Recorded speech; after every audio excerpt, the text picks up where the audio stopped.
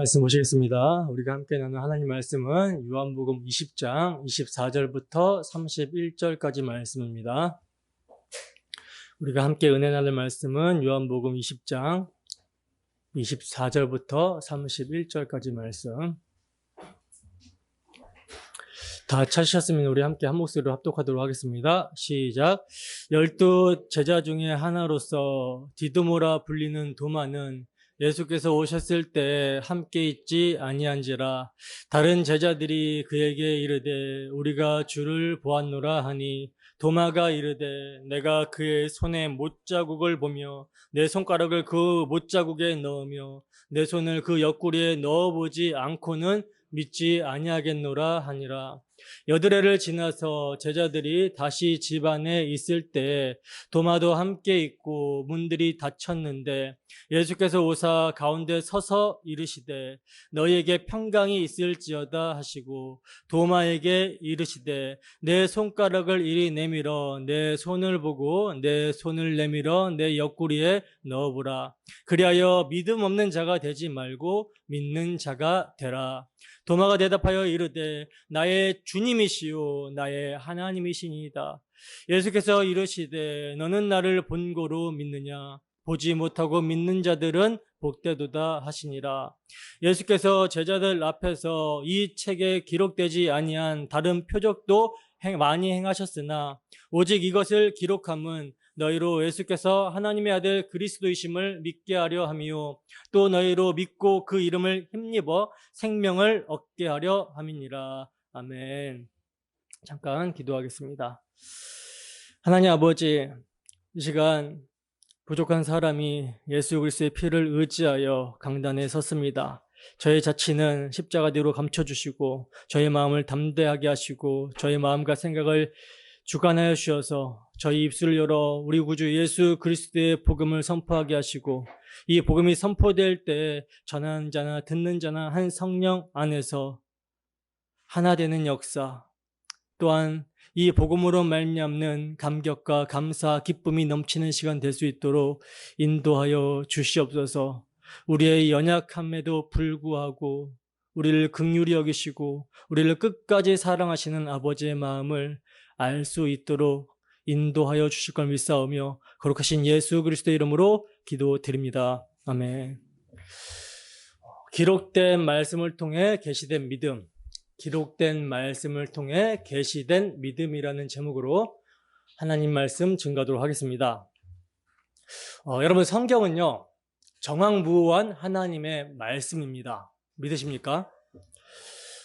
창세기부터 요한계시록까지 66권의 성경은요 약 1600년간에 걸쳐 40여 명의 사람이 기록했지만 그리고 그들이 제사장, 선지자, 사도, 왕, 정치가, 군인, 음악가, 어부, 노동자, 군인, 농부, 시민, 사업가 등등 각계각층의 다양한 종류의 직업을 가졌고 또 그들이 사는 시대와 연대와 사는 지역이 다르며 또 각자 특성과 자질에 따라서 특색 있게 기록을 했지만 그들이 하나님의 성령의 감동이 되어서 이것을 기록을 했기 때문에 말씀을 기록했기 때문에 마치 한 사람이 기록한 것처럼 통일성 있게 똑같은 말을 하고 있다는 사실이에요. 그래서 66권의 성경은요 서로 연결이 되어 있는 유기적이며 또 점진적이고 일관성이 있으며 통일성이 있으며 성경 자체가 스스로 자증합니다. 성경 자체가 스스로 자기가 하나님의 말씀이라는 것을 자증하고 있어요. 때문에 우리는 성경이 성경에 대해서 증거하는 대로 모든 성경은 하나님의 감동으로 된 것이며 성령의 감동하심을 받은 사람들이 하나님께 받아서 말한 것임을 믿습니다. 이것을 이제 조직선학적인 용어로 유기적 완전 축자 영감설이라고 하는데 우리는 성경이 유기적으로 하나의 통일체를 이루고 있으며 그래서 한 메시지를 내고 있으며 또 성경의 모든 글자들이 완전하게 영감이 되었다라는 사실을 믿는다는 거예요. 자, 그렇다면 성령의 감동으로 기록이 된 하나님의 말씀, 즉 이 성경의 기록 목적이 무엇일까요? 그 기록 목적을 이제 오늘 본문 말씀에서 증거를 하고 있는데, 오늘 본문 말씀은요, 좁게는 요한복음의 기록 목적이고요, 넓게는 성경 전체의 기록 목적이에요. 그러니까 굉장히 여러분 중요하겠죠. 왜냐하면 성경을 사사로이 해석하지 않고 가장 바르게 해석하고 올바로 증거하는 길은 기록된 목적대로 해석하고 증거하는 것이기 때문입니다. 그래서 중요해요. 본문 30절에서 31절 말씀 보겠습니다. 함께 하겠습니다. 시작. 예수께서 제자들 앞에서 이 책에 기록되지 아니한 다른 표적도 많이 행하셨으나 오직 이것을 기록함은 너희로 예수께서 하나님의 아들 그리스도이심을 믿게 하려 함이요 또 너희로 믿고 그 이름을 힘입어 생명을 얻게 하려 함이니라. 아멘. 자, 보시면 오직 이것을 기록함은 이라고 하면서 요한복음의 기록 목적을 지금 사도는 말씀하고 있는데, 그러나 여러분, 이것은요 사도 요한의 기록 목적이 아니라 사도 요한을 감동하게 하여 기록하게 하신 성령님의 목적이에요. 그럼 그 기록 목적이 무엇입니까? 첫째는 너희로 예수께서 하나님의 아들 그리스도이심을 믿게 하려 함이고요, 둘째는요 너희로 그 이름을 힘입어 생명을 얻게 하려 함이라, 이렇게 말씀을 합니다. 이것이 여러분 요한복음의 기록 목적이고요, 또 전체 성경의 기록 목적이라는 거예요. 때문에 요한복음은 이 두 주제에 의하여 해석이 되어야지만이 바르게 해석이 되는 것입니다. 근데 여러분, 지금 성령의 감동이 된 요한 사도는요 요한복음을 기록한 목적을 표적, 세메이온으로 사용을 하고 있어요. 30절에 보시면 예수께서 제자들 앞에서 이 책에 기록되지 아니한 다른 표적도 많이 행하셨으나 라고 그러죠. 이 말은 뭐예요? 지금 이 책의 기록, 그러니까 요한복음의 기록은 표적이라는 말입니다. 그러니까 이 요한복음은 세메이온, 어떤 것을 지시하고 가리키는 표지판 같은 책이라는 거예요. 그리고 그 안에 기록이 되어 있는 모든 에피소드나 또 말씀들이 다 무언가를 지시하고 가리키고 있는 것들이라는 것이죠. 그렇다면 그 가리키는 바가 무엇인가? 여러분, 무엇입니까? 제가 누누이 말씀을 드렸죠. 예수 그리스도의 십자가 대속의 죽음과 부활입니다. 이것을 표적으로 가리키고 있는 거예요. 이를 통해서 예수님이 하나님의 아들이심을 믿고 그 이름을 힘입어 생명을 얻게 하신다는 것이죠. 여러분, 주님께서 죽은 자 가운데서 다시 살아나셨다라는 부활 사건은요, 이제까지 행하신 예수님의 모든 표적을 뛰어넘는 궁극적인 표적이었어요. 이게 궁극적인 표적입니다.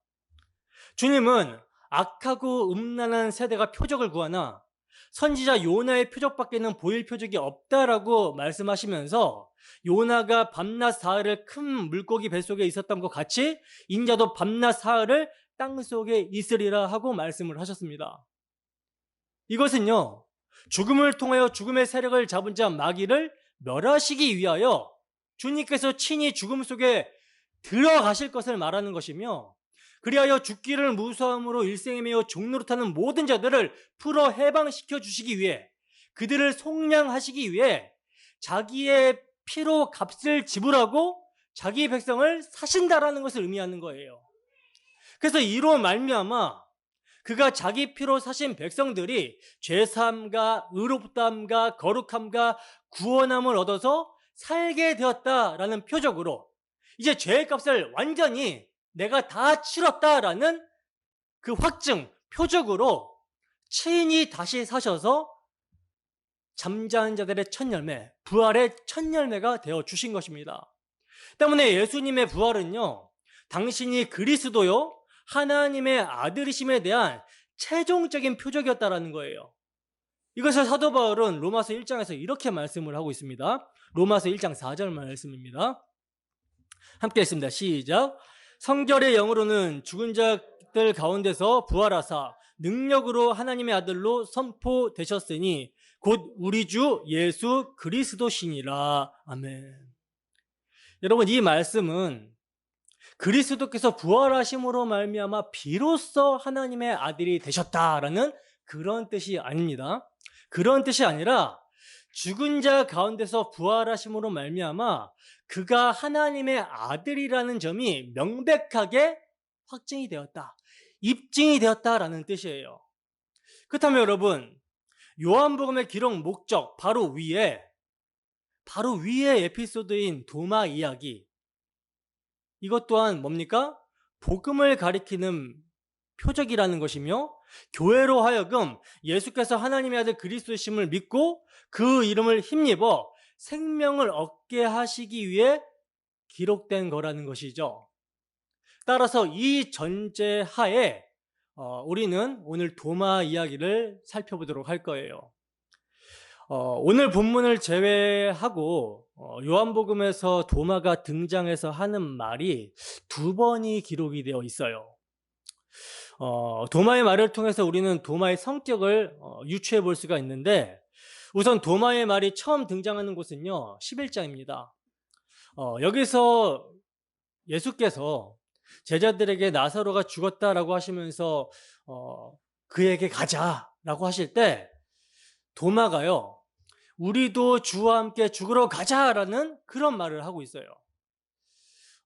사실 이때의 어떤 정황은 예수님께서 이제 그 아버지와 나는 하나다라는 말씀을 하셔가지고 이것이 이제 유대인들에게 신성 모독죄로 여겨져서 유대인들이 예수님을 돌로 치려고 하는 상황에서 예수님이 피해서 요단강 건너편으로 지금 피신을 한 거거든요, 제자들이랑.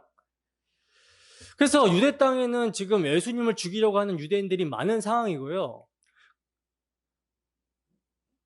많은 그런 상황인데, 근데 예수님께서 나사로가 죽었으니 그에게로 가자라고 하시면서 지금 유대로 다시 가신다라고 하시니까 제자들이 거기로 가면 예수님 유대인들이 많아서 죽습니다라고 하고 말린 거예요. 근데 그런 상황에서 도마는 11장 16절에 우리도 주와 함께 죽으러 가자 이렇게 말을 하고 있는 거라는 거죠. 이로 볼 때 도마의 성격은요, 부정적인 성격의 소유자이면서도 조금은 극단적이라는 사실을 알 수가 있죠. 그러나 여러분, 도마는 그 누구보다도 주님을 향한 사랑은 남달랐습니다. 조금은 극단적이고 부정적인 성격임에도 예수를 향한 사랑만큼은 그 어떤 제자들보다 열정이 넘쳤다라는 거예요. 왜냐하면 그의 말은 죽는 한이 있더라도 예수님을 따르겠다라고 하는 말이니까. 이게 첫 번째 이제 도마의 말이고요.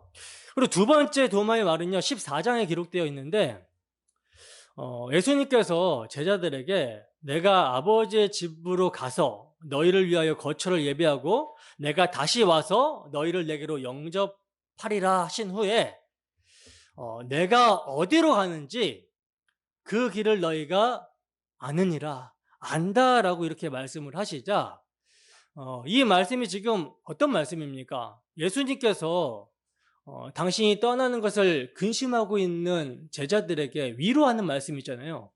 근데 그럼에도 불구하고 도마는 주께서 어디로 가시는지 우리가 알지 못하는데 어찌 그 길을 알겠습니까? 라고 이렇게 말을 하고 있다는 거예요.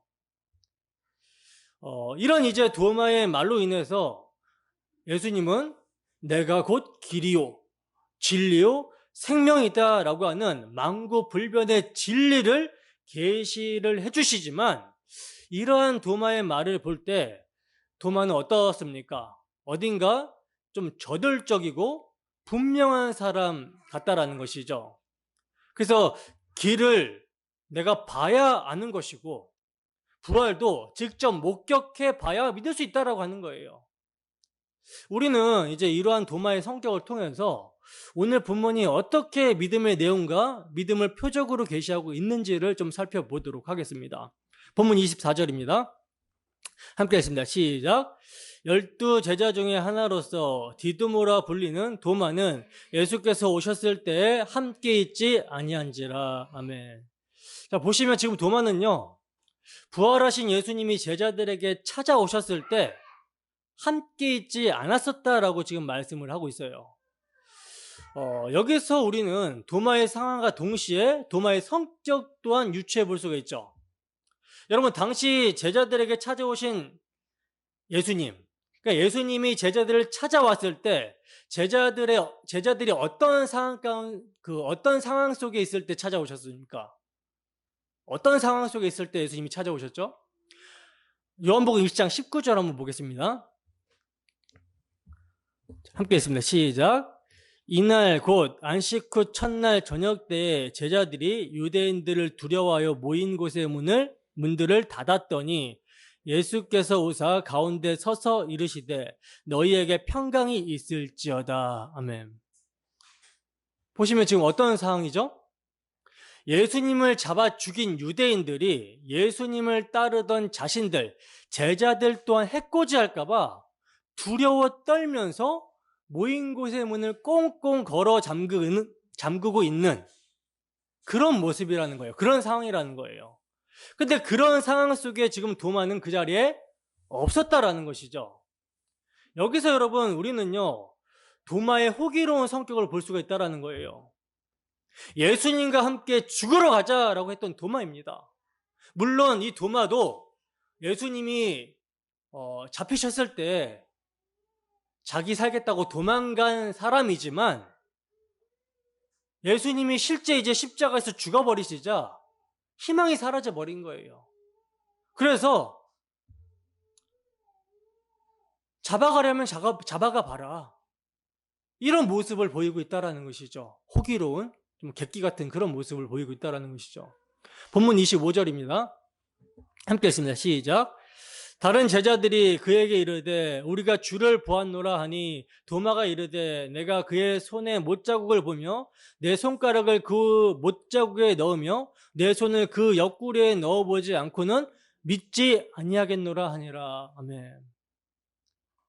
자, 이렇게 예수님께서 제자들을 찾아오셨을 때 함께 있지 않았기 때문에 부활하신 예수님을 보지 못한 도마에게 다른 제자들이 예수님의 부활의 소식을 전해줍니다. 도마야, 우리가 주를 보았다. 이렇게 부활하신 예수님을 봤다라고 10제자들이 지금 도마에게 예수님의 부활의 소식을 전했어요. 그러자 도마가 뭐라고 대답합니까? 내가 그의 손에 못자국을 보며 내 손가락을 그 못자국에 넣으며 내 손을 그 옆구리에 넣어보지 않고는 믿지 않겠다. 이렇게 지금 대답을 하고 있죠. 여러분, 지금 이 도마의 반응이 지금 어떤 반응입니까? 나는 너희들의 말을 믿지 않아 라는 그 정도가 아니라 예수님을 보았다라고 말하는 제자들이 마치 망상에 시달리고 있는 것처럼 여기면서 불쾌하고 약간 비아냥거리는 반응을 보이고 있다는 거예요. 도마는요, 그들의 눈으로 그리스도를 보았다라고 한 10명의 목격자, 즉 그의 친구이며 형제들이고 또한 그를 배반하려는 의도를 전혀 가지고 있지 않은 그들의 증언을 믿지 않았으며 오히려 그는 자신이 친히 주님의 몸을 만지고 보지 않는 한 믿지 않을 거라고 하면서 아주 완고하게 선언을 하고 있다는 거예요. 여러분, 이러한 도마의 반응은 사실 지금 무엇을 반영하고 있는 것이냐면 이 도마가 그 정도로 예수님에 대한 부재, 예수님에 대한 상실감이 엄청 크다라는 것을 반영해주고 있는 거예요. 만약에 도마가 예수님의 죽으심을 그렇게 슬퍼하지 않았다면, 예수님의 부재가 그에게 그렇게 크게 느껴오지 않았다면 제자들이 우리가 예수님을 보았다라고 말을 하는 이 정도에 완고하게 반응하지는 않았을 것입니다. 근데 여기서 여러분, 우리는 하나의 영적인 교훈을 받게 됩니다. 그게 어떤 교훈이냐면 지금 10명의 제자들은요, 도마에게 우리가 예수님을 보았다라고 증언을 하고 있어요. 즉 우리들이 예수님을 봤다라는 것입니다. 여러분, 요한복음은요, 보고 믿는 믿음, 즉 감각기관으로 그것을 체험해서 예수님을 받아들이는 것의 한계성을 계속해서 언급을 해왔어요. 그러니까 오병이어를 체험하고 나사로가 살아나는 것을 보고 믿는 어떤 그런 믿음은 믿음이 아니라고 계속해서 말씀해 왔다라는 것이죠. 근데 지금 10명의 제자들은 도마에게 뭐라고 예수님을 전하고 있습니까? 우리가 주를 보았다라고 하면서 자신들의 경험을 도마에게 말해주고 있죠. 오늘날 교회에서도요, 여러 가지 경험과 개인적인 간증들을 통해서 이웃들에게 전도하려고 하는 시도들을 많이 하고 있어요. 물론 그것이 교회에 대한 어떤 호감과 흥미도는 불러일으킬지 모릅니다.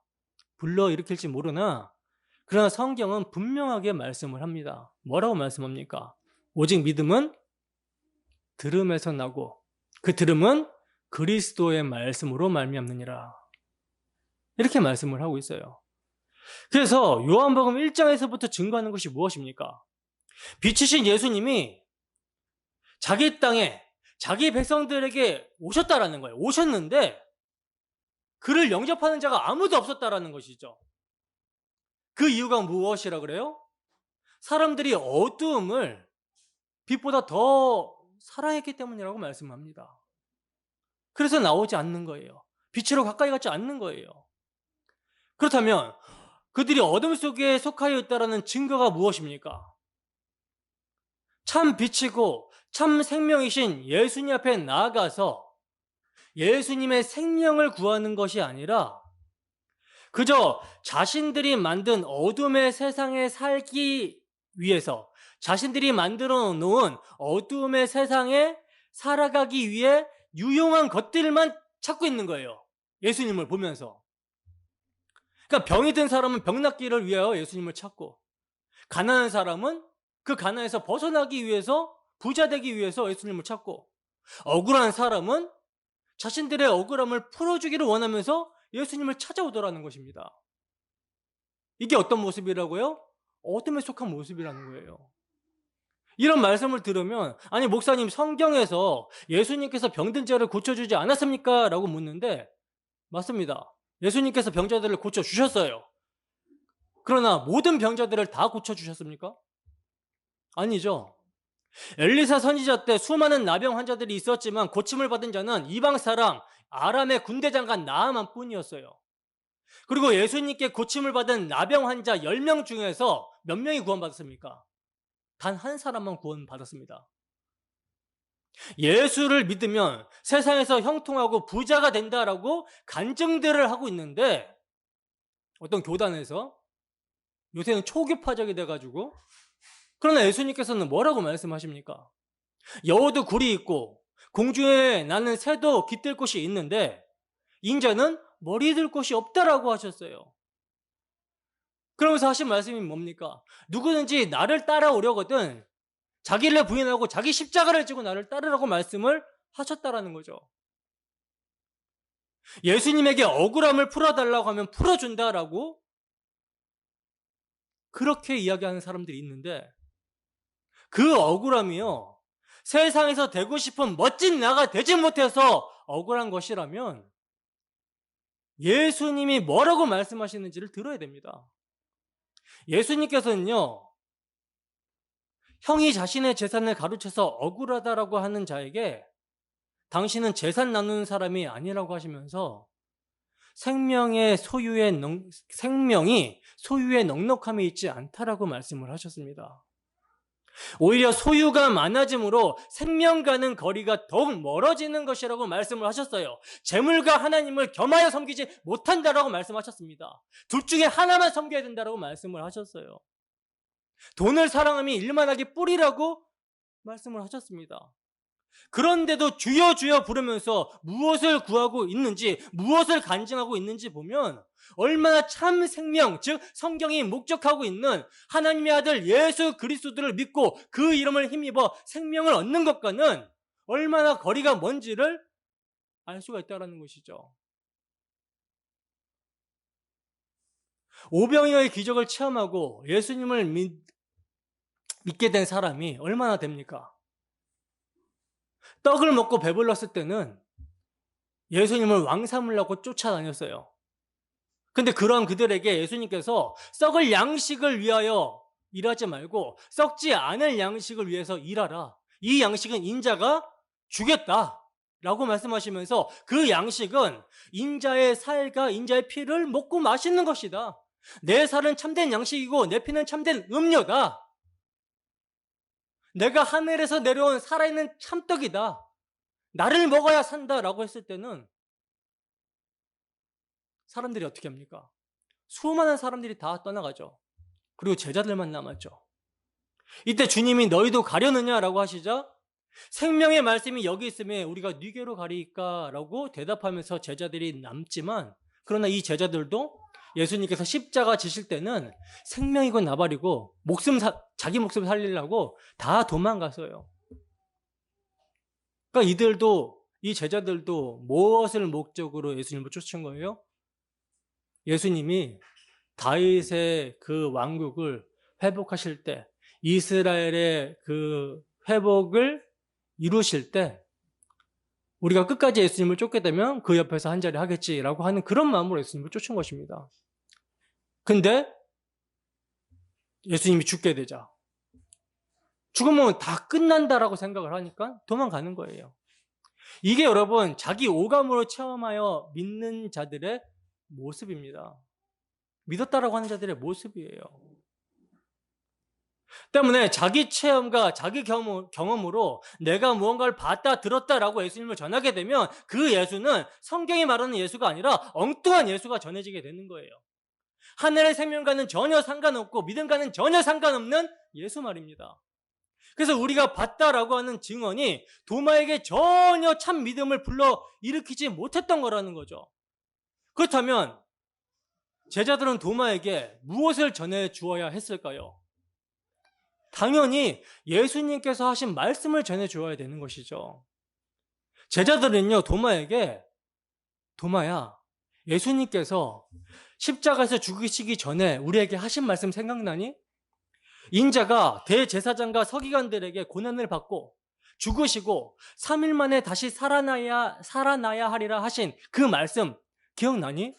이렇게 말씀을 전해야 했다라는 거예요. 그랬다면 도마가 그래, 그 말씀 기억나지? 뭐 이런 반응을 하지 않았겠습니까? 그러면 이제 제자들이 그래, 그 말씀대로 예수님께서 부활하셨다. 그 말씀이 이루어졌다. 그래서 그 부활하신 예수님이 우리를 찾아와 주셨고 그 주님이 우리에게 손과 옆구리를 보여주시면서 평안하라고 말씀을 하셨다. 이것을 전해야 여러분 바르게 복음을 전하게 되는 거예요. 그러나 제자들은 자기들의 오감에 근거하여 예수님을 봤다고 했고요. 여기에 대해서 도마는 자신이 직접 그의 손에 못자국을 보며 내 손가락을 그 못자국에 넣으며 내 손을 그 옆구리에 넣어보지 않고는 믿지 않겠다라고 하는 그런 모습을 보이고 있습니다. 본문 26절입니다. 함께 했습니다. 시작. 여드레를 지나서 제자들이 다시 집 안에 있을 때 도마도 함께 있고 문들이 닫혔는데 예수께서 오사 가운데 서서 이르시되 너희에게 평강이 있을지어다 하시고. 아멘. 자, 보시면 여드레가 지났다라고 말씀을 하고 있어요. 참고로 여드레는요, 그 다음 주 안식일 다음 날, 그러니까 안식 후 첫날 다음 날이 되었다라는 말이에요.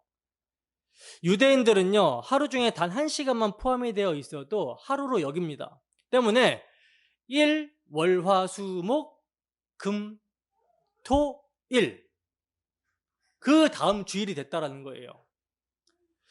자, 이때 제자들이 다시 집 안에 모여 있는데 이때는 지금 누구도 있어요? 도마도 함께 있었다라고 그러죠. 그리고 이제 문들이 닫혀 있는데 예수님께서 이번에도 그 닫힌 문을 통과하여서 들어오십니다. 이것을 이제 제가 지난 시간에 제자들에게 임하는 일방적인 은혜라고 말씀을 드렸는데, 오늘도 그러한 일방적인 은혜가 누구에게? 도마에게 임하고 있는 거예요. 그래서 지난 시간에 살펴본 19절과요, 거의 흡사한 것을 볼 수가 있어요. 예수님이 가운데 섰고요, 그리고 똑같이 뭐라고 말씀하십니까? 너희에게 평강이 있을지어다 라고 말씀을 하십니다. 그리고 도마에게 이렇게 말씀을 하시는 거예요. 27절 함께 했습니다. 시작. 도마에게 이르시되 내 손가락을 이리 내밀어 내 손을 보고 내 손을 내밀어 내 옆구리에 넣어보라. 그리하여 믿음 없는 자가 되지 말고 믿는 자가 되라. 아멘. 여러분, 우리는 도마하면 뭐 어떤 것을 생각합니까? 의심이 많았고, 그래서 예수님에게 질책을 받은 사람으로 생각을 하죠. 그래서 우리는 도마처럼 의심하지 말고, 그래서 예수님으로부터 질책받지 말자라는 그런 메시지를 왕왕 들어왔는데, 그러나 여러분, 오늘 본문은요, 전혀 그런 내용이 아니라는 사실이에요. 보시면 지금 주님은 도마에게 내 손가락을 이리 내밀어서 내 손을 보고 내 손을 내밀어 내 옆구리에 넣어보라, 이렇게 말씀을 하고 있는데, 만약에 여러분 이 말씀이 도마에게만 하신 말씀이라면 도마에 많았던 의심을 예수님께서 해소시켜 주시고 의심 많은 도마를 질책하신다, 이것이 성립이 됩니다. 근데 이게 왜 아니냐면, 지난 시간에 살펴봤던 19절에서 20절 말씀 다시 볼게요. 요한복음 20장 19절에서 20절 말씀 함께 했습니다. 시작. 이날 곧 안식 후 첫날 저녁 때에 제자들이 유대인들을 두려워하여 모인 곳의 문들을 닫았더니 예수께서 오사 가운데 서서 이르시되 너희에게 평강이 있을지어다, 이 말씀을 하시고 손과 옆구리를 보이시니 제자들이 주를 보고 기뻐하더라. 아멘. 19절 중반을 보시면 예수님이 오사 가운데 서시죠. 그리고 너희에게 평강이 있을지어다 라고 말씀하셨고, 20절에 보시면 예수님이 손과 옆구리를 제자들에게 보이시자 제자들이 주를 보고 기뻐했다라고 말씀을 합니다. 그러니까 가운데 서셨고 평강이 있을지어다 라고 말씀을 하시고, 그리고 손과 옆구리를 보이셨다는 거예요. 이게 지금 제자들에게 공통적으로 해주신 거거든요. 근데 그 다음 주에 도마를 위해서 예수님이 찾아오셨을 때에도 동일하다라는 것입니다. 문이 닫혔는데 일방적으로 예수님께서 들어오셨고 가운데 서시며 너희에게 평강이 있을지어다 라고 하신 그 다음에 내 손가락을 내밀어 내 손을 보고 내 손을 내밀어 내 옆구리를 넣어보라. 지난 시간과 똑같잖아요. 손과 옆구리를 보이시는 이 장면 똑같습니다. 그러므로 예수님께서는 특별히 도마를 질책하시고자 이 행위를 하신 것이 아니라는 거예요. 자, 그러면서 주님이 도마에게 하시는 말씀이 뭡니까? 이렇게 내 손가락으로 내 손을 보고 내 손으로 내 옆구리를 넣어보고 자세히 살펴봐서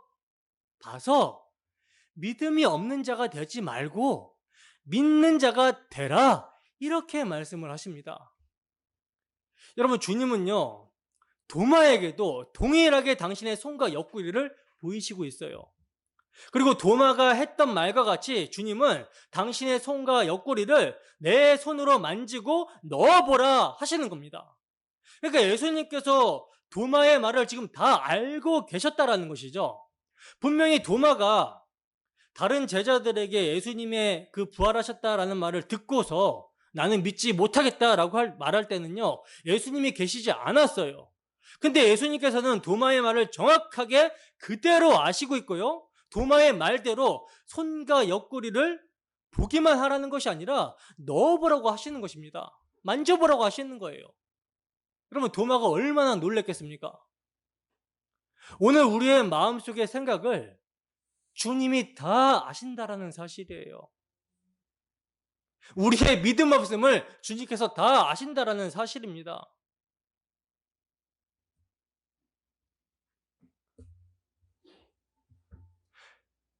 주님이 보이지 않는다고, 눈에 보이지 않으니까 우리가 함부로 말을 하고 함부로 입을 열고 있을 때에도 주님께서는 우리의 말과 행실과 마음의 상태까지 다 알고 계시고 함께하고 계신다라는 거예요. 그러니까 부활하신 주님은 도마가 제자들의 그 주를 보았다라는 말을 듣고 믿지 못할 때도 함께 계셨고, 그에게 믿음을 주시기 위해서 나타나신 것입니다. 도마뿐만이 아니죠. 제자들도 믿음이 없어서 그때도 이미 여자들을 통해서 또 엠마오로 내려가는 제자들을 통해서 부활의 소식을 들었는데 제자들이 믿지 못하고 유대인들을 두려워해서 무서워하고 있었어요. 그들에게 믿음을 주시기 위해서 예수님께서 찾아간 것처럼 도마에게도 동일하게 지금 찾아가신 거라는 것이죠. 그리고는 당신의 손과 옆구리를 내미시면서 믿음이 없는 자가 되지 말고 믿는 자가 되라! 명령을 하십니다. 누구의 명령이에요? 주님의 명령이죠. 하나님께서 하신 말씀이죠. 믿는 자가 되라. 믿는 자가 되라 하신 주님의 말씀이 떨어지면 천지를 말씀으로 창조하신 그 말씀의 능력이 주어지게 되면 믿게 되는 것입니다. 그러면 무엇을 믿게 되었는가? 여러분, 예수님의 손과 옆구리, 그 손의 못자국과 옆구리의 창자국은 무엇을 의미합니까? 피 흘리심, 즉 고난의 흔적을 의미하는 것이죠. 이걸 지금 주님께서 도마에게 보여주시면서 믿는 자가 되라 하시잖아요. 그렇다면 이 고난의 흔적, 이 피 흘림의 흔적, 누구 때문에 주님께서 고난받으신 거예요? 바로 도마 같은 우리의 죄 때문입니다. 그러니까 여러분, 믿는 자가 되는 것은요, 예수님의 손의 못자국, 옆구리의 창자국, 즉 그의 고난의 흔적, 피 흘리심의 죽음을 보면서 예수가 죄인인 우리를 위해 대속제물이 되심으로 십자가에 몸짓고 피 흘려 죽으셨구나, 그래서 우리의 죄를 대속하셨구나, 이 사실을 믿는 것이 참된 믿음이라는 것입니다. 이 믿음을 주시는 거예요. 그 믿음이 참으로 주님께서 찾아와서 주시는 믿음이라는 것입니다. 그러자 도마가 뭐라고 고백을 하게 됩니까? 믿는 자가 되라 하시면서 손과 옆구리를 보이시자 도마가 뭐라고 고백을 하게 되죠? 도마는 믿음이 생겨서 이렇게 고백합니다. 본문 28절입니다. 함께 했습니다. 시작. 도마가 대답하여 이르되 나의 주님이시요 나의 하나님이시니이다. 여러분, 도마의 믿음의 고백을 보세요. 핵심이 뭡니까? 나의 주님, 나의 하나님.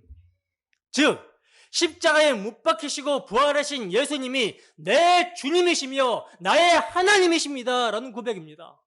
이것은요, 도마가 예수님의 손과 옆구리를 보고 또 만져도 보았기 때문에 이 예수님의 고난이 본인 때문임을, 본인의 죄로 인한 것임을 정확하게 인식을 한 장면인 거예요. 당신은 나 때문에 고난받으신 나의 주님이라는 것입니다. 그리고 그렇게 나로 인해 고난받으신 분이 바로 하나님이라고 고백을 하고 있는 거예요. 여러분, 이게 얼마나 엄청난 고백인지 아시겠습니까?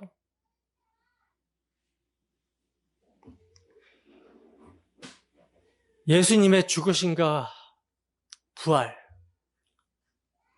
여러분, 이 표적을 통해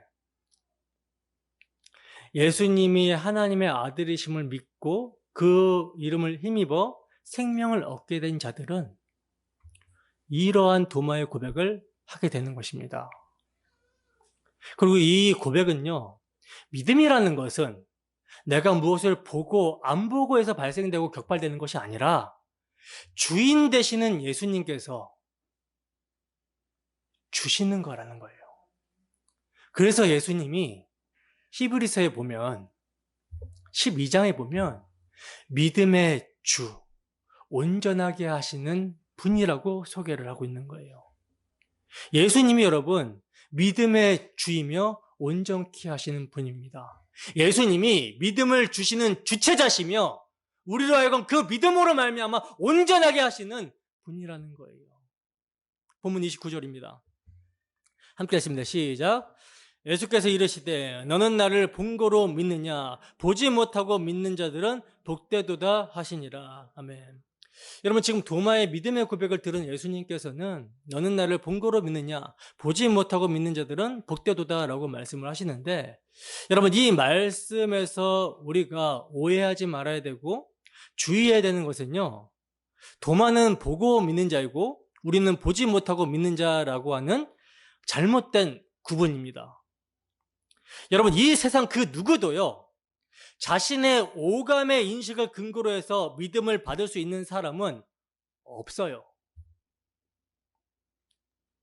믿음은요, 히브리서 11장에서 믿음에 대해서 정의를 하기는 믿음은 바라보는 것들의 실상이요 보이지 않는 것들의 증거라고 얘기를 하고 있어요. 이 세상 그 누구도 자신의 오감의 어떤 인식을 근거로 해서 믿을 수 있는 것이 아니라는 것입니다. 그러니까 믿음이라는 것은 우리에게서 격발되는 것이 아니라는 사실이에요.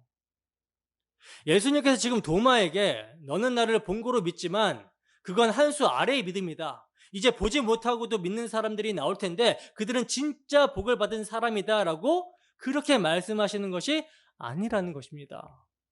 물론 여러분, 사도들은요, 예수님의 말씀을 실제로 듣고요, 예수님을 실제로 보고 예수님을 실제로 만져본 사람들이에요. 그러나 이들이 듣고 보고 만졌다고 해서 이들의 감각기관을 통해서 믿음이 주어진 것은 결코 아니라는 사실이죠. 믿음은요, 믿음의 주여 온전하게 하시는 예수 그리스도로 말미암아 주어지게 됩니다. 도마가 예수님을 어떻게 믿게 되었습니까? 부활하신 예수님을 그의 눈으로 봤기 때문에 믿게 되었습니까? 아니죠. 물론 부활하신 예수님을 도마는 봤어요. 그의 손과 발과 옆구리의 창자국을 봤습니다. 그러나 그 본 것은요, 인식이라고 하지 믿음이라고 안 그래요. 도마의 믿음은 예수님께서 그에게 찾아와 주셨고 그에게 손과 옆구리를 보이시면서 믿는 자가 되라라고 말씀하셨기 때문에 그 말씀의 능력에 의해서 믿음이 주어지게 된 것입니다. 그래서 그가 십자가에 못 박히신 예수를 나 때문에 피 흘리신 나의 주요, 나의 하나님이라고 고백할 수 있었던 거라는 거죠. 그리고 이것은요, 여러분, 성령이 임하게 되면 믿음이 어떻게 주어지게 되는지를 도마와 그의 행위를 표적으로 사용해서 성경은 계시로 보여주고 있는 것입니다. 왜냐하면 교회는요, 사도들과 선지자들의 터 위에 세움을 받기 때문이라는 거예요. 그렇다면 너는 본고로 믿느냐 보지 못하고 믿는 자들은 복되도다라는 말은 어떤 의미겠습니까? 예수님이 제자들과 함께 있었을 때는요, 그들의 믿음은 현상적으로 증명이 될 수 있는 표적에 근거합니다. 즉, 주님이 어떤 표적을 행하셨을 때 그 표적을 보고 현상적인 것에서 눈을 들어서 예수님이 누구신지를 믿었다라는 거예요. 제자들은 부활하신 예수님을 직접 목격을 하고 그의 손과 옆구리를 보고 예수님이 그들이 본 것을 넘어서 이 영적인 의미를 알게 해 주시자 믿음으로 이제 예수님을 육체로 알지 않게 되는 거예요. 이것은요, 제자들에게만 주어진 특정한 상황에서 기인되는 것입니다. 그러나 이제 예수님이 승천하고 약속하신 성령이 사도들에게 임하여 그 사도들이 예수님이 그들과 함께 계셨을 때 들은 말씀이 생각나게 되고 이해되어지게 되고 또 예수님께서 행하신 표적들이 이해가 되기 시작하게 되고, 그래서 그들을 통해서 성경이 기록되기 시작하자 이제 사도들의 전도를 받은 자들은요, 예수님을 보지 못하지만, 예수님이 이제 승천해서 없으니까 예수님을 보지 못하지만 그들의 말을 통해 또 제자들이 기록한 성경을 통해 십자가에 피 흘리시고 부활하신 예수 그리스도가 나의 주, 나의 하나님입니다 라고 믿고 고백을 하게 되는 것입니다. 이게 복이라는 거예요. 그러니까 최종 목적인 십자가의 죽음과 부활, 최종 표적인 십자가의 죽음과 부활이 사도들로 말미암아 선포가 될 때 이를 듣는 자들은요, 성령으로 말미암아 믿음이 주어지게 되고 그 믿음으로 복음의 내용을 받아들이게 된다라는 사실이에요. 이것이 복이라는 것입니다. 이것이 복이라는 거예요. 요한복음 14장 25절에서 27절 말씀입니다. 함께 읽습니다. 시작. 내가 아직 너희와 함께 있어서 이 말을 너희에게 하였거니와 보혜사 곧 아버지께서 내 이름으로 보내실 성령 그가 너희에게 모든 것을 가르치고 내가 너희에게 말한 모든 것을 생각나게 하리라. 평안을 너희에게 끼치노니 곧 나의 평안을 너희에게 주노라. 내가 너희에게 주는 것은 세상이 주는 것과 같지 아니하리라. 너희는 마음에 근심하지도 말고 두려워하지도 말라. 아멘. 이게 성령이 임하게 되면 뭘 깨닫게 됩니까? 예수님이 공생애 때 살아생전에 그들과 함께 계시면서 하신 말씀, 하신 표적들이 다 무엇으로? 십자가 표적으로 이해가 되는 거예요. 십자가 표적으로. 그리고 이 십자가 표적을 통해서 평강이 임하게 되니까 세상에 줄 수 없는 아버지와 화목하는 평강이 임하게 되니까 이들이 담대해지는 것입니다. 세상에 대해서 담대해지는 거예요. 요한복음 16장 13절에서 15절 말씀입니다. 함께 하겠습니다. 시작. 그러나 진리의 성령이 오시면 그가 너희를 모든 진리 가운데로 인도하시리니 그가 스스로 말하지 않고 오직 들은 것을 말하며 장래 일을 너희에게 알리시리라. 그가 내 영광을 나타내리니 내 것을 가지고 너희에게 알리시겠습니다. 무릇 아버지께 있는 것은 다 내 것이라. 그러므로 내가 말하기를 그가 내 것을 가지고 너희에게 알리시리라 하였노라. 아멘. 진리의 성령이 오시면 그가 너희를, 제자들을 모든 진리 가운데로 인도하신대요. 근데 진리가 뭡니까? 내가 곧 길이요 진리요 생명이라고 하신 예수 그리스도죠. 그리고 성령께서는 스스로 말하지 않고 오직 들은 것을 말하시며 장래의 일을 너희에게 알게 하리라 하십니다. 그러니까 성령께서는 독자적으로 활동하는 영이 아니라 예수 그리스도에 대해서 예수 그리스도께 들은 것에 대해서 예수님의 것과 예수님의 영광에 대해서 가르치시고 말씀하시고 그 진리 되시는 예수님께로 인도하시는 영이라는 거예요. 그래서 여러분 성령이 임하게 되자 사도들이 예수님의 말씀이 생각나고 기억나게 되고 그 말씀이 이해가 되어지게 되고 그 표적들이 이해가 되어지기 시작합니다. 그래서 그의 죽으심과 부활이 어떤 의미인지를 알게 되고 그리하여 더 이상 예수님을 육체로 알지 아니하더라는 거예요. 그분을 나의 주, 나의 하나님으로 인식하게 되더라는 것입니다. 그러자 그들이 예수님이 십자가에 못 박혔을 때 막 두려워서 떨면서 문을 걸어 잠고 덜덜덜 떨던 자들이 이제 예수님이 승천하고 약속하신 성령을 보내시자 그래서 예수님의 죽으심과 부활의 의미가 무엇인지를 알게 되자 담대하게 주 예수를 위해서 나의 주, 나를 구원하시기 위해서 십자가에 피 흘려 죽기까지 희생하신 그 주를 위해서 그의 복음을 위해서 목숨을 걸더라는 거예요. 베드로 같은 경우는 저주 맹세하면서 주님을 부인했잖아요. 그랬던 그가 거꾸로 십자가를 지고 죽습니다. 바울 사도는 목이 베어서 순교를 당하죠. 야고보도 그렇게 죽고 예수님의 제자들이 다 십자가에 못 박히신 예수가 주와 그리스도가 되게 하셨다라는 이 복음의 메시지에 목숨을 걸어요. 마찬가지입니다, 여러분. 그들에게 임한 동일한 성령이 우리에게 임했어요. 임했습니다. 믿으십니까? 동일한 말씀을 우리가 받고 믿고 있어요. 그들이 기록해 놓은 성경을 가지고 기록된 성경을 가지고 성령의 조명하신 가운데 복음을 우리가 받게 되었다라는 거죠. 그래서 우리가 보지 못하나, 예수님을 우리가 실제 보지 못합니다. 사도들처럼 부활하신 예수님을 보거나 그의 손과 옆구리를 만져보거나 하지 못해요. 그러나 그들이 기록한 성경을 통해서 성령의 역사로 믿음이 주어져서 그 내용을 그대로 받고 이해하고 믿게 되었다라는 것이죠. 이게 여러분 복입니다.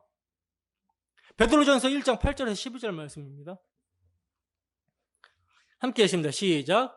예수를 너희가 보지 못하였으나 사랑한도다. 이제도 보지 못하나 믿고 말할 수 없는 영광스러운 즐거움으로 기뻐하니 믿음의 결국 곧 영혼의 구원을 받음이라.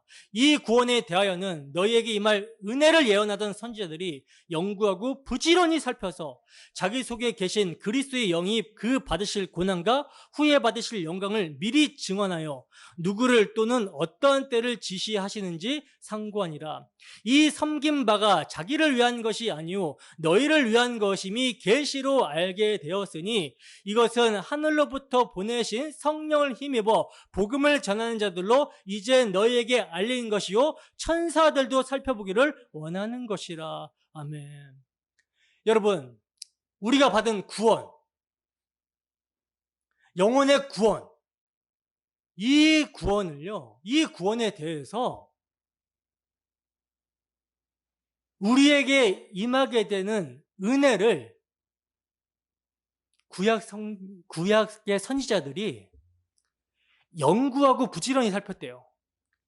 그러니까 구약의 선지자들도 그냥 뚝딱 이렇게 하늘에서 뭐가 떨어진 게 아니라 주어진 계시, 모세 오경, 이것을 연구하고 부지런히 살펴서 자기 속에 계신 그리스도의 영이 그의 받으실 고난과 후에 받으실 영광, 부활, 이것을 미리 증언하여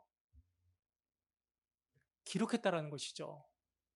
근데 이 섬긴 바가, 구약의 선지자들이 이렇게 섬긴 바가 자기를 위한 것이 아니라 누구를 위한 것이래요? 신약의 우리를 위한 것이래요. 그것이 계시로 알게 되었으니 이것은 하늘로부터 보내신 성령을 힘입어 복음을 전하는 자들, 사도들로 말미암아 이제 너희에게 알린 것이요. 그들의 말을 듣고 복음을 받아들이게 되잖아요. 그리고 그들이 기록한 신약 성경을 통해서 알게 되는 것입니다. 근데 이것이 얼마나 엄청난 것이면 천사들도 살펴보기를 원하는 것이래요. 여러분, 이 기록된 말씀을 통해 이제 우리는요, 예수를 보지 못해도 사랑합니다. 믿고 말할 수 없는 영광스러움의 그 즐거움을 즐거워합니다.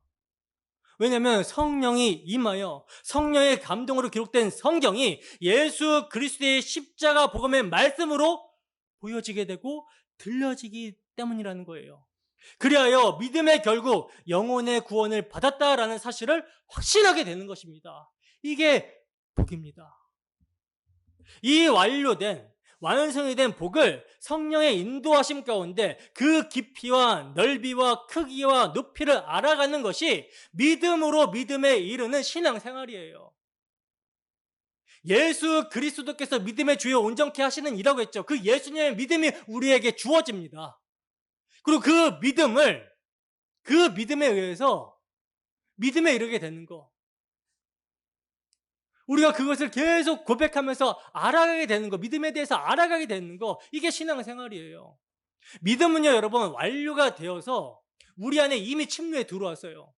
때문에 우리가 지금 해야 되는 것은요, 이러저러한 선행이나 종교적인 열심이나 신비한 체험 등에 의해서 믿음을 성숙시키는 것이 아니라 기록된 말씀을 통해 어떻게 우리에게 이러한 믿음이 들어오게 되었으며 왜 이러한 방식으로밖에 믿음이 수여될 수 없는 것인지를 확인하고 배우고 경험하게 되는 거예요. 그러므로 여러분, 오늘도 예수님께서는요, 손과 옆구리를 보이시며 우리에게 믿음 없는 자가 되지 말고 믿는 자가 되라고 말씀하십니다. 그 말씀의 능력으로 우리가 단번에 받은 믿음의 도를 믿음으로 평강을 누리고 있습니까? 보이지 않는 예수님과 그 나라가 실제다라는 사실을 믿음으로 땅의 지체를 죽이고 위의 것을 바라보며 살고 있습니까? 예수님의 다시 오심만을 소망하며 그의 깨끗하심 같이 우리 자신을 깨끗하게 하는 삶을 살고 있습니까? 사도들과 같이 성령이 충만해서 십자가에 못 박히신 예수 그리스도께서 나의 죄 때문에 그렇게 희생하셨구나라는 사실을 알고 그 주님이 나의 주님이시고 나의 하나님이라고 고백하며 그 예수를 위해서 살고 그 예수를 위해서 죽기를 원하고 계십니까? 지금 이 말씀을 통해서 제가 드리는 질문을 통해서 우리는 뭘 깨달아야 될까요? 우리의 믿음 없음을 봐야 되는 것이죠. 우리의 시선을 우리는 항상 어디에 고정시키려고 하냐면 우리 자신에게 고정을 시키려고 해요. 그러나 믿음은 우리에게서 나오는 것이 아니거든요.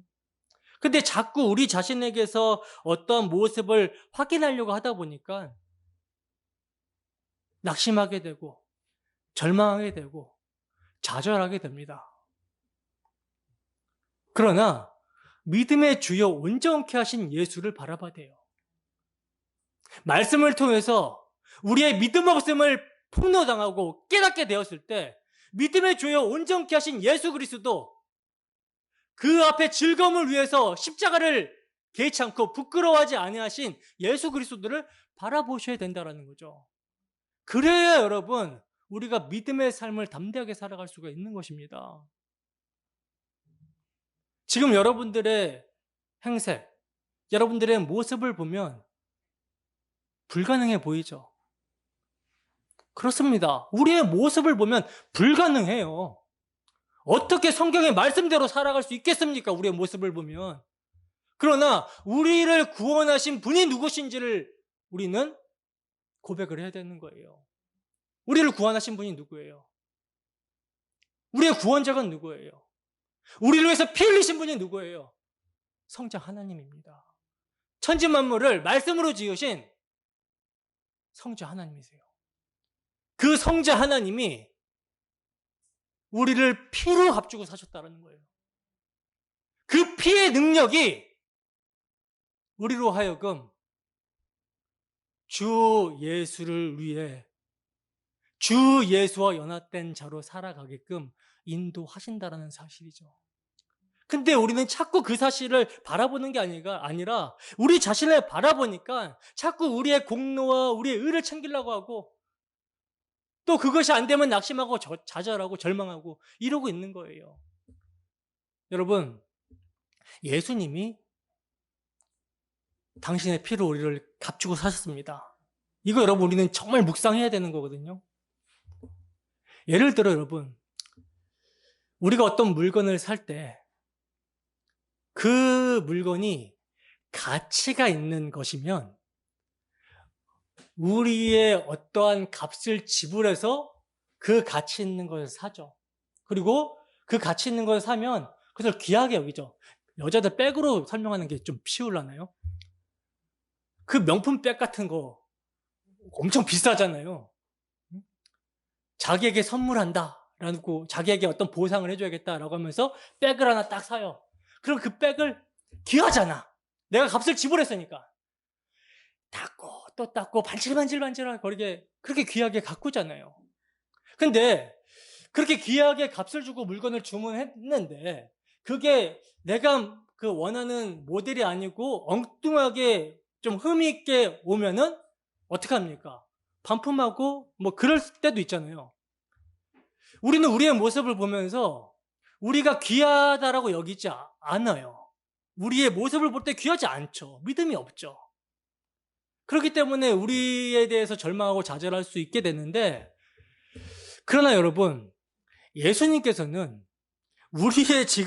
우리의 어떠함을 보고 구원하시지 않았어요. 우리의 어떠함을 보고 구원하시지 않았어요. 우리가 아직 죄인 되었을 때, 경건치 않았을 때, 심지어 원수 되어 있을 때 하나님께서 우리에 대한 당신의 사랑을 확증하여 보여주시기 위해서 당신의 아들을 십자가에 화목제물로 내어주신 것입니다. 예수님은 당신의 그 귀한 피를 흘려서 우리에게 그 피값을 지불하시고 사셨어요. 당신의 생명이 얼마나 귀합니까?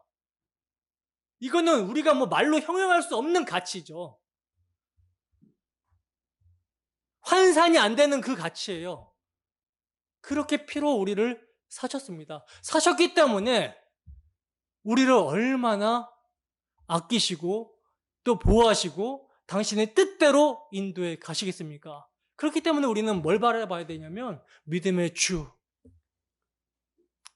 우리를 위해서 피 흘리신 그 교귀한 피를 흘리신 그 예수를 바라봐야 되는 거예요. 믿음은 여러분 예수님의 것입니다. 그래서 믿음의 주예요. 그 믿음의 주께서 피로 우리를 사셨습니다. 때문에 당신의 피로 값주고 사신 자들에게 믿음을 주십니다. 그래서 늘 말씀으로 찾아오셔서 믿는 자가 되라 말씀하신다라는 거예요. 그 말씀의 능력으로 말미암아 우리 모두가 날 위해 십자가에 못 박히신 예수를 나의 주, 나의 하나님이라고 믿음으로 고백하며 주 예수를 위해 살고 주 예수를 위해 죽는 복된 인생들이 되시기를 주님의 이름으로 축원합니다.